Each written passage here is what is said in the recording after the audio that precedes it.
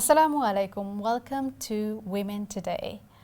What it's like to grow up in the UK as a Muslim woman.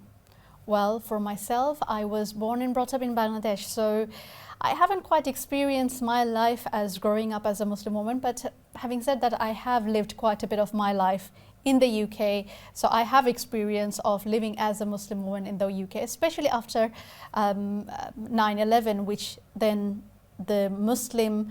being a Muslim, a lot of things have changed. So we will be talking today about being a Muslim, being a woman in the UK. How is it like? Joining us today is our Husna Ahmed and Humaira Tasneem, who has been obviously, you have born and brought up in the UK. I'm going to go to my guests directly to the to the show. Husna Appa, you have been born and brought up in the UK. Assalamu alaikum. Wa alaikum assalam. Sorry, I didn't even say salam to you because you guys are so far away. I'm not seeing you. It just feels so strange. So, assalamu alaikum, both of you. Welcome to the show. Thank you. And it's good to be back on TV1. Right. Husna Appa and Humaira, both of you, you've been living in this country obviously for a long time, but just give us a little bit of background. Husna Appa, you have been, you were born and brought up in Britain? I was born in Bangladesh. And Okay. I came to the UK when I was 4 years old. Okay, all right. What about you, for you, Humaira? Wow, exactly the same. I was born in Bangladesh and I came when I was 4 years old as well. Oh, okay, alhamdulillah. So you have a little bit of, what should I say, the flavor of living in a Muslim country or a different country. So maybe you can compare a little bit, compare and contrast where you were born and then to the UK. Probably it's an experience. Well, Humaira, I'm going to come to you first. Just tell us a little bit about your experience being in the UK and being a Muslim, you're practicing as a Muslimah in the UK. Okay, Bismillahirrahmanirrahim. So I think living as Muslim in the UK, living as a Muslim in the UK, it's kind of a challenging life to lead. In honesty, there's obviously good and bad in everything, but when I say challenging, what I mean by that is, like simple things. When you go out shopping and you want to eat, you have to think about what's halal, what's haram. Right. You don't really experience that when you're in Muslim countries. You can just go to any shop and pick up mostly in Muslim countries, you can pick up any food item and just eat it. But here we look at just the very basic things. But even more so as a Muslimah, we dress in a certain way, and it's a very public statement of our relationship with Allah subhanahu wa ta'ala and our deen, and we represent the whole deen in just our attire. So in that sense, it can be challenging, not only because it looks different, but because there's so much media narrative about what Muslims are like, what Muslim women are like, that we're oppressed.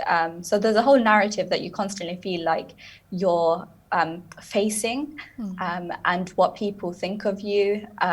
So it's like in every area, you have to kind of consider what your appearance, what your role is as a Muslim in all areas of your life. And it reminds me of the hadith of the Prophet sallallahu alaihi wasallam, when he said there will come a time when holding onto Islam will be like holding onto hot coal. And I really relate to that because in all aspects you kind of have to feel like you're being challenged, and how do you respond to that challenge? Yeah, subhanallah. Husna Appa, I was going to ask, I mean, I did briefly mention a lot of things may have changed before 9/11 and after 9/11. I mean, you spent a lot of your time in the UK, and then as a mother as well, you have raised your daughter in this environment, in this society, in this country. So just tell us a little bit, first of all, what does it mean for you to be a Muslim or Muslimah in the UK, and your experience of raising a female in this society? I'm glad that you mentioned 9/11 because I think that's the point at which everything changed. For me, I'm a little bit older than you, Humaira, a lot older than you. I'm a mother and a grandmother.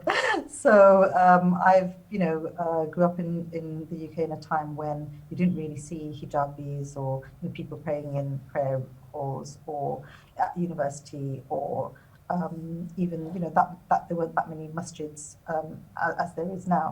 So I think my generation and the generation before me, you know, they were instrumental in establishing mosques and establishing institutions in the UK, which was wonderful. And you know, I remember when I first started wearing hijab, people would ask me, "Oh, you know, have you been on Hajj? Or have you just shaved your hair off?" You know, silly, really silly, random things like that. And I think, you know, those of us who've had children in this country and raised them in this country, a lot of people had their feet in two boats. So they were thinking that they're going to go back to Bangladesh, you know, stay here for a while, go back to Bangladesh. So, you know, I think even with my parents, when they brought me here, you know, we left East Pakistan. When I went back as a youngster, it was Bangladesh, you know. So, you know, then they ended up staying here and raising us all in the UK. So I think, you know, once you understand, and I think the way that I brought my children up, I have 3 daughters, by the way, is to feel proud of being British Bangladeshi Muslims, not to have any fear of, you know, or fear that they're second-class citizens in the UK. So I think that's something that's absolutely essential, especially in young girls, you know, giving them that confidence and that feeling of identity and belonging. Because if you don't give that, I think it's quite dangerous, because, you know, they'll always be fearful or, you know, have less confidence. And obviously, again, language is something that's really important. Yes. So, you know, being able to overcome the language barrier is also something that brings a lot of confidence. Sure. Okay, I'm going to come back to a couple of points that you have mentioned as well. To our viewers as well, of course, you can call us and let us know your experience of being raised in this country. Maybe you can relate to maybe back home, maybe from Bangladesh. So you have spent some time in Bangladesh and then lived here as well. So you can compare and contrast. Maybe you went away to another Muslim land and then you can see the differences living as a Muslim in a Muslim land, and maybe the struggles or the benefits and the good aspects of living in the Western countries as well. So maybe we want to hear from you. Maybe you're the father who is worried how to raise their daughter in this society, having to, you know, for many of us, this is home. But then at the same time, we want to hold on to our deen, our values, the Islamic values. So there might be some clashes. We're not quite sure about what is the best way to raise our daughters, support our sisters. So inshallah, we want to hear from you what you do, or maybe if you have any questions or queries, or even the worries, so that we know these are the worries we are facing living in the Western world. Humaira, one thing you mentioned about holding on to, there will come a time when holding on to Islam will be holding on to the hot coal. I'm going to come to that. This is a hadith that actually, you know, we can relate to when we live in a non-Muslim environment. I'm going to come to that. But for me, I think when I lived in Bangladesh, when I was asked about my identity, I never felt I have to say I'm a Muslim. It was for me like whether I'm Sylheti or, you know, where's your back home, as in like village home. But I was always like Bangladeshi. I never felt there was an identity question, if you know what I mean. Yes. Whereas here, a lot of young people may feel the pressure, the belonging. Where do they belong? Is it like, how do I identify myself? Am I a British first or a Muslim first? Or do I say British Muslim or Bangladeshi British Muslim? Do you understand? Like, there are so many of identities. What would you say to that? I mean, is that quite natural to feel that way? I think in one sense it is quite natural to feel that way. Because we have a different culture to, say, English community who've been brought up here and born here and everything like that. So there's one element of we look different, we act different. So there's a natural element of feeling kind of out of place. And I know, like from my own experience, obviously, for being born in Bangladesh and coming here, learning the language, adjusting to the culture, to the point that when I go to Bangladesh, I can no longer relate to that culture. But at the same time, in some aspects, I can't relate to certain cultural things here. Like for example, basic things, the way that my parents might expect me to behave and show respect will be different to how someone who's English will be expected to show respect and what respect means in their community.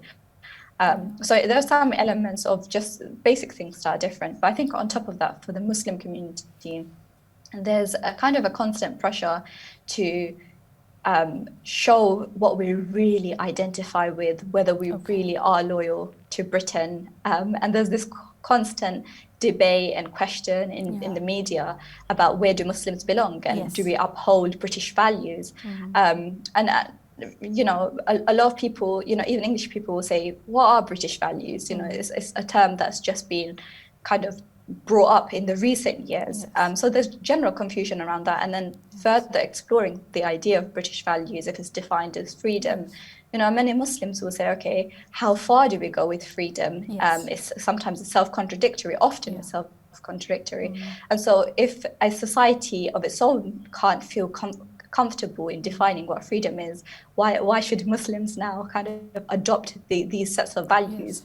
And you know, like for when it comes to culture, like especially for me, I come from a Bangladeshi cultural background, and I've been trying to fit in with the society I'm in.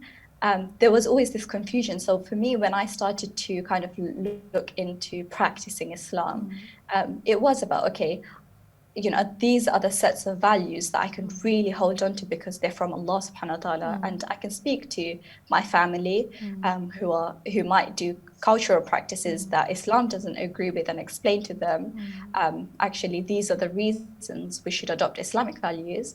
And similarly, in society, if I have disagreements with certain cultural values that British society might uphold, I can use my Islamic values because that's what I've adopted to then explain to them, no, these are the values that from an Islamic perspective, they make sense and why you should adopt it, to be honest. Yeah, no, I'm so glad you mentioned about the British values that as a woman, sometimes coming from ethnic minority background, and then being a Muslim as well, we have this added pressure to pronounce that these are the British values because our, you know, the way we look, the way we live, because it's so visible and so pronounced. I mean, Islamic dress code, for example. So we feel this added pressure to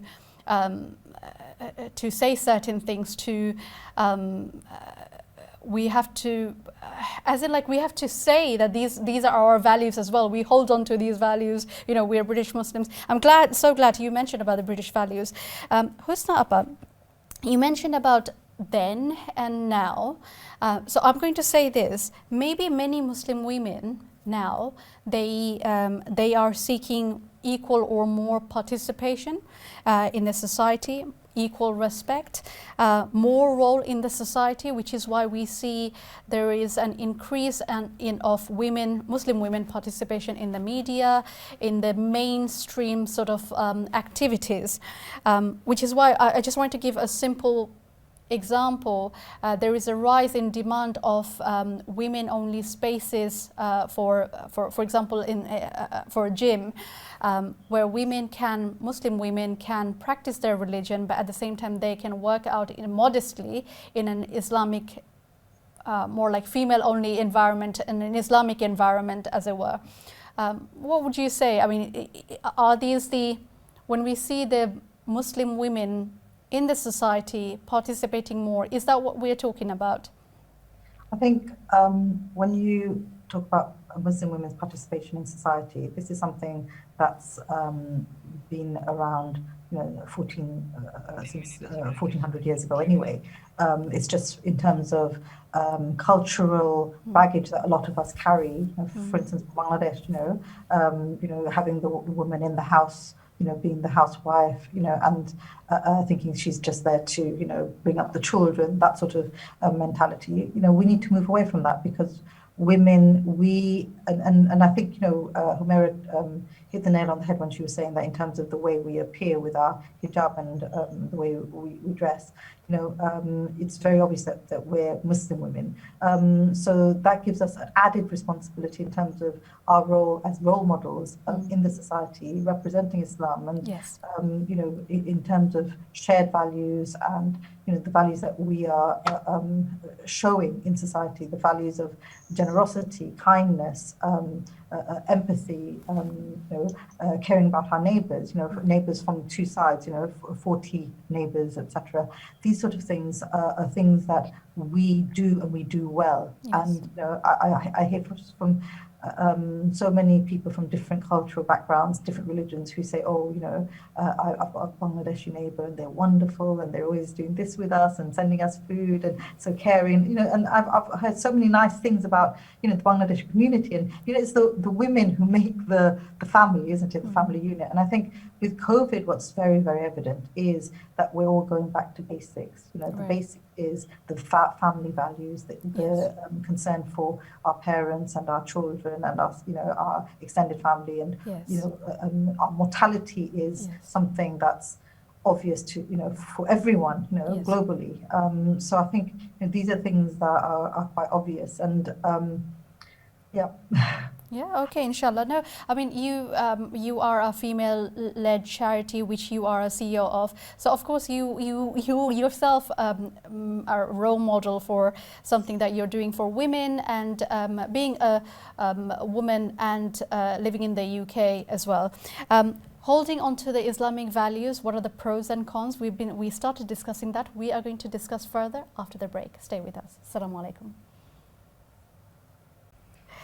Assalamu alaikum. Welcome to Women Today. I think today, because my guests are not in front of me and I'm talking to the camera and the monitor, so I'm just all over the places. Today, the topic we are discussing, what it's like to grow up in the UK as a Muslim woman. Before the break, we were talking to Humaira and Husna Appa about the pros and cons of holding on to the Islamic values in the UK. Humaira, I'll come to you straight away. I mean, you said mm-hmm. holding on to the deen is like holding on to a hot coal.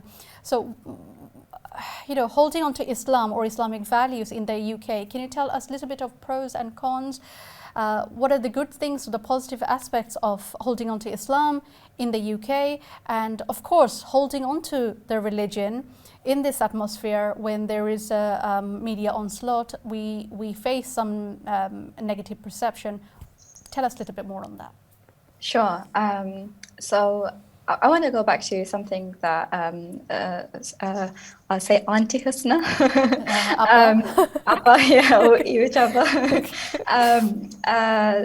Mentioned in her comment previously about the generation, a few generations of Muslims before mine.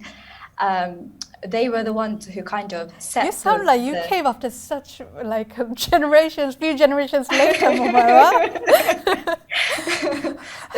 who set the foundations for Muslims today in terms yes. of having so many masajid. We've got such a beautiful masjid in Cambridge, an eco masjid. So there's so many opportunities now for Muslims in terms of having the foundations of the community yes. set. But at the same time, unfortunately, we have new challenges that have come for us in this regard. So where we have our masjids, we have Islamic societies in university and college. There's also, almost a monitoring of, of what Muslims can and can't say, and what Muslims say and what they actually mean by it. There's a lot of kind of just looking into Muslims as a cause for concern. Yeah, yeah. And one of the examples I can give is actually when I went to college, I was participating in the Palestine charity cause, but there was a lot of misunderstanding even from the teachers and the teaching staff there about why would Muslims be interested, who aren't from Palestine, be interested in Palestine, whereas we understand that as part of our ummah. Yeah.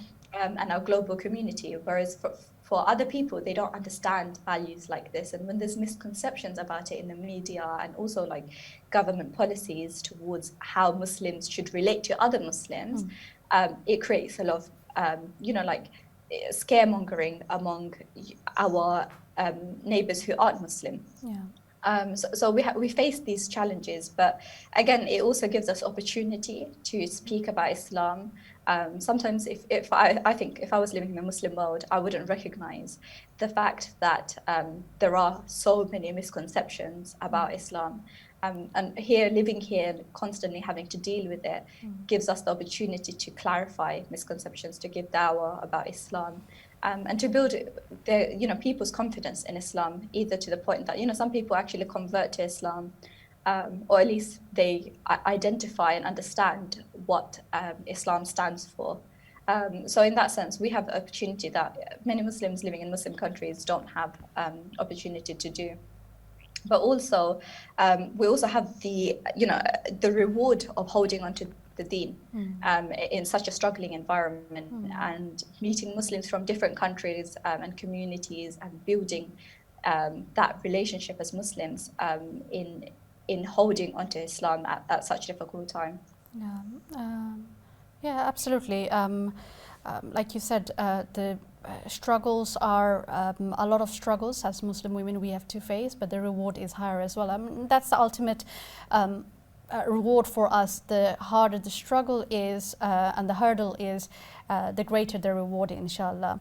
Husna, again, the same question to you. What are the pros and cons of living in the UK as a Muslim woman? What are the positive aspects of living in this society?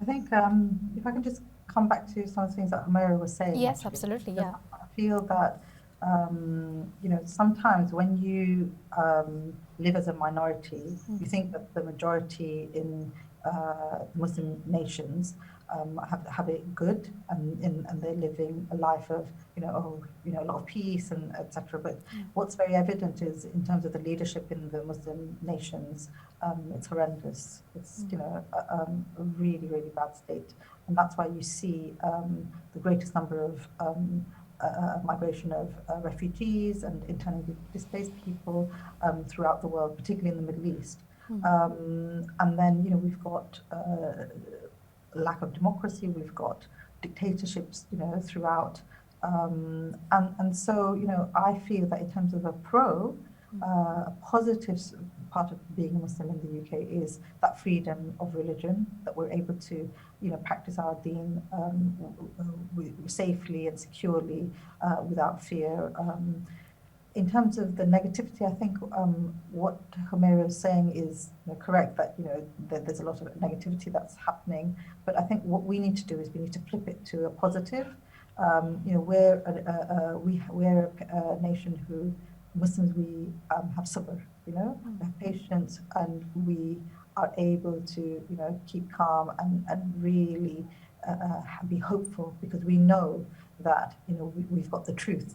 So because we've got the truth, we should be able to be hopeful and work towards building, whether it's building institutions, because we've got the mosques. Now we need to look at how we support our youth to get into good jobs and education, and utilize our intellect and not become too emotional about things, but really try to use our intellect and be strategic in terms of how we position ourselves, and also we need to understand that the world is now a global village. It's no longer, it's so easy to communicate with Bangladesh or anywhere in the world. I remember when I first got my husband was booking trunk calls, so you can imagine how much things have changed, and with the internet and social media, it's incredible. And I think the Muslims' worst enemy is the Muslims. We ourselves are the ones that bring ourselves down and pull ourselves down. So we need to, especially as sisters and women, we need to find allies. We need to build relationships with networks for ourselves, and really find ways to support. That support mechanism. We need to move away from jealousy and people's single-minded agendas and things like that, and really work at building a rope, so that we can hold on strongly to the rope of Allah. This is what I feel is really, really important. And also in terms of negativity, obviously, as I said right at the beginning, and Nuzhat, you said also about 9/11. 9/11 was a turning point for us. That's when we globally we were called terrorists.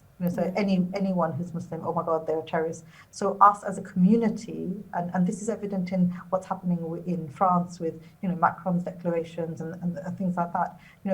Instead of identifying one person who's radicalized and extreme and done heinous acts of attack and whatever, instead of targeting that person, he's tarnishing the whole Muslim community in France and internationally, and saying that we're all to blame.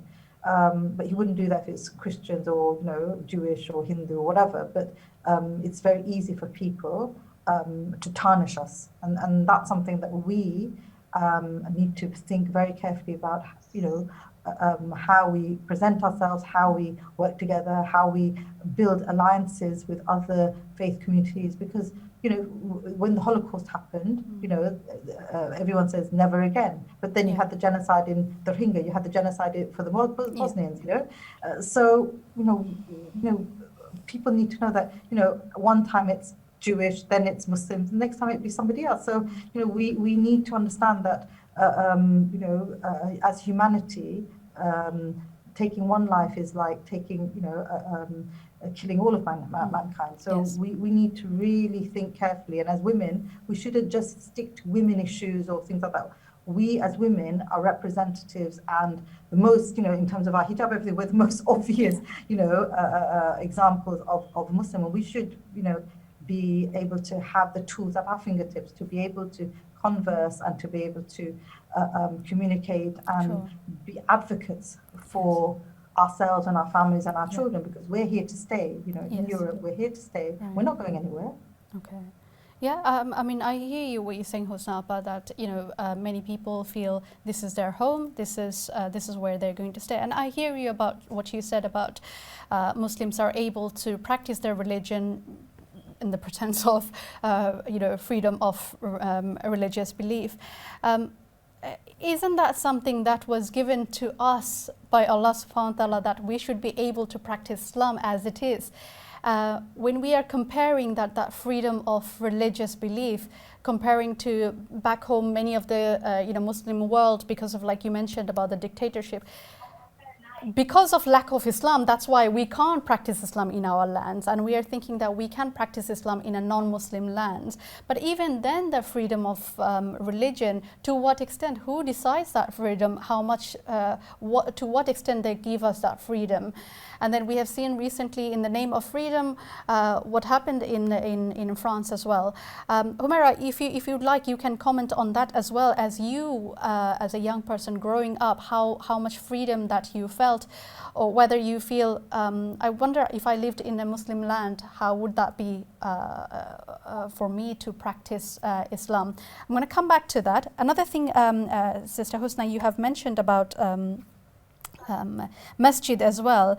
And when I was listening to you, I was thinking that, alhamdulillah, yes, in this country, there are a lot of masajis who have facilities for women and creche facilities. But even then, sometimes we will have to question whether these are adequate facilities for the women and the creche facilities. But more than that, are there women who are in the representing in the committee, in the masjid trustees, or in a managerial role, in a decision-making role, or is it just male, Muslim men who are leading this? So women, yes, they will have, in certain masjids, they will have access to the masjid. But do they have access to the imam, or is the imam addressing the issues that affect women? Do we have a say in the masjid community, in how the masjid has been run? So I think these are the questions that we will need to ask as well. Humaira, I want to come to you, like I asked. How free do you feel? How much freedom you have in terms of practicing your religion, your deen? Okay, inshallah. I think one thing I'd like to mention is that just like it's kind of, I don't know, we have a better lifestyle here in terms of housing, for example, or even the things that we can seek help for in the UK and when you look at the Muslim world. So I'm going to come onto your freedom question in just a bit. Yeah. And in the Muslim world, it's not the same, and people are struggling, and there are, really bad governments leading the countries there. The unfortunate thing is, like sometimes Muslims from abroad, they look at this country and countries in the West and think there is a better lifestyle there. And true, maybe to some aspect, to some degree, there is a better lifestyle here. But in two aspects, like recently when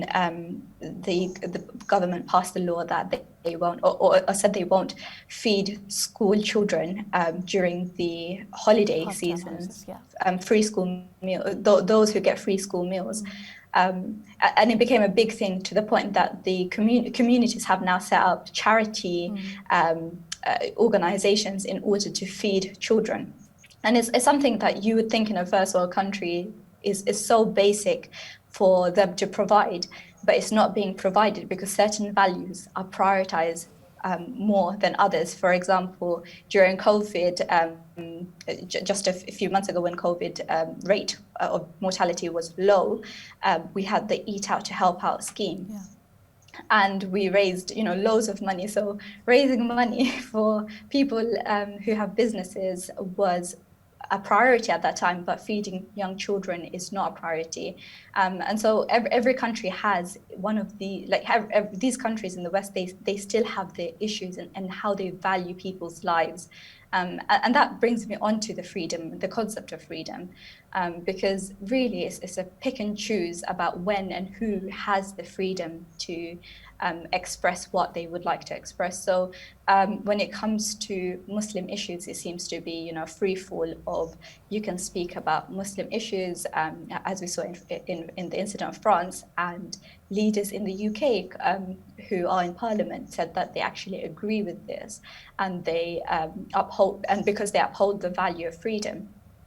But when it comes to Muslims and Muslims speaking out about, as a student, I know this, like Muslims speaking about Muslim issues, we're actually told that we as students have to be monitored by our teachers. Part of the prevent policy is to watch what Muslims say and what they what they intend by it, and if they're becoming more Islamic, then they're not free to do that because they have to be challenged if they're becoming more Islamic, because obviously that means there's an issue with them, which isn't correct, because really Muslims who are becoming more and more young people are becoming more practicing because they appreciate the Islamic values of, for example, obedience to Allah subhanahu wa ta'ala. And that consistency that they find in that. So really, freedom and other values really have to be challenged. Just like if our religion, our values are going to be challenged, which we're completely up for that conversation, then Muslims need to, we as Muslims believe that there should be a space to actually have those conversations and discussions. And the reason we don't see that kind of element in the Muslim world, like a lot of people will say, there's no free speech in the Muslim world. Yes, there is no free speech, and that's an entire debate of its own. But in terms of even, people don't feel like the space in the Muslim world to have discussion. And the reason we would say that is because these countries, they don't represent what Islam actually stands for. These countries actually represent their dictatorial authority that they have over people in that country, and it's not. But again, they're not focusing on just Muslims. They're focusing on anyone who disagrees with them. And so there's multiple issues on multiple folds with when it comes to values. Okay, we are almost towards the end, so I will come to you to ask about to both of you as a Muslim woman how we can flourish living in this country and holding on to our deen. But for me, when I live in this country, I feel that, compared to Bangladesh, because like I said, I spent a lot of time in Bangladesh, and for me it's the cultural diversity or the religious diversity that makes this place quite interesting, and we have that space where we can have discussion and debate about different custom, culture, religion, and different other things as well. But as a mother as well, I think that Islamophobia, whether somebody experiences personally firsthand or from the society through rhetoric or the media, the effect on the confidence and the self-esteem, as a mother I worry how my child, how my daughter or my son will take it. Is that going to be their identity, where they belong? Are they going to question these, or they're going to feel that their confidence has been knocked down because of what they believe, because of what they practice, because of what they look like and live like? Also, another point I wanted to mention is that we hear a lot of time, especially for women, but then especially for Muslim women as well, they have to work twice as hard to reach where they are because they are the minority. So like we are saying that we have the freedom or we can do what we want. Actually, in reality, there are so many hurdles. Even to achieve the worldly goals, let alone the Islamic, living the Islamic lifestyle, there are more hurdles. But then what Humaira mentioned and the sister Husna mentioned as well, there are greater reward, inshallah, with those hurdles. I'm going to come to my guest for the conclusion. As Muslim women, how can we flourish living in the UK and holding on to Islam, inshallah? Shall I start with you, Sister Husna, and then I'm going to come to you, Humaira, and then we're going to conclude our show, inshallah. Husna. First of all, I just wanted to mention that I'm actually a board member of a mosque in North London, CEC Palms Green Mosque. Alhamdulillah. Okay. Myself and the co-chair is actually a female as well, so that's wonderful that we're able to be involved in that. In terms of the conclusion, I feel that you were talking about your daughter and you're fearful of how she will live in this country, etc. We are resilient people. Women are tough. We're very strong. We're tough.